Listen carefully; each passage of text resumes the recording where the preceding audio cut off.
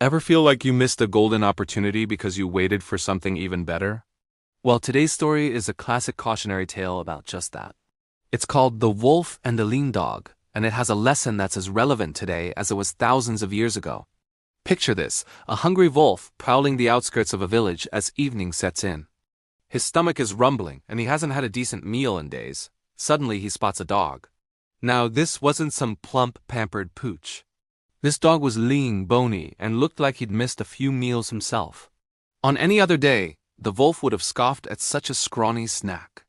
But today, hunger gnawed at him, making him desperate. So the wolf starts to circle, his eyes locked on his potential dinner.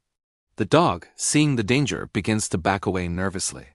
"My lord wolf," the dog says, dodging a snap of the wolf's sharp teeth, "I must warn you, eating me now would be a truly unpleasant experience. Just look at me. I'm nothing but skin and bones. You'd barely get a mouthful."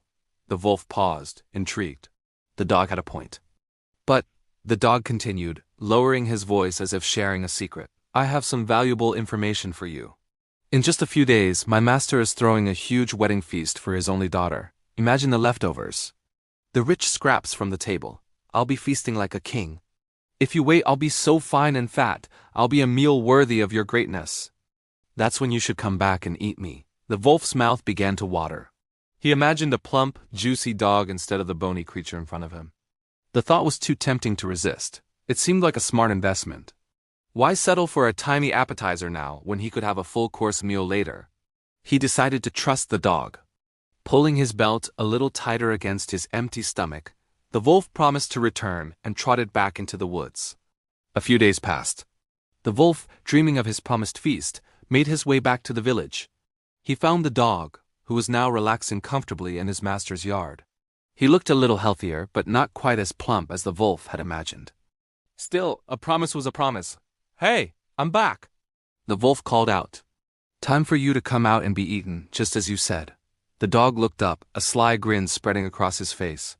"Of course, sir," he replied cheerfully. "I'd be delighted to fulfill my promise. I'll be right out, just as soon as the porter opens the door for me."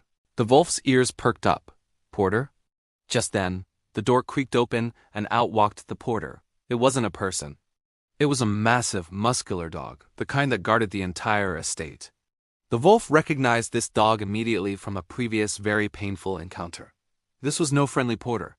This was a wolf's worst nightmare. Realization dawned on the wolf. He'd been played. The clever little dog had bought himself time and safety with a clever lie. Deciding not to wait for an invitation he knew would end badly, the wolf tucked his tail between his legs and bolted, running as fast as his legs could carry him, his stomach still rumbling. The moral of this story is twofold. First, don't always trust the promises of those who have everything to gain by deceiving you. The lean dog's primary interest was survival, and he used his wits to achieve it. Second, and perhaps more importantly, take what you can get when you can get it. The wolf had a guaranteed, albeit small, meal right in front of him. But by gambling on a bigger, uncertain prize, he ended up with nothing but an empty stomach and a lesson learned the hard way. A bird in the hand is worth two in the bush, as they say. So, what do you think? Was the dog clever or just deceitful? And has a small opportunity ever slipped through your fingers while you were waiting for a bigger one? Let me know your thoughts in the comments below. Thanks for watching, and if you enjoyed this story, don't forget to like and subscribe for more. See you next time.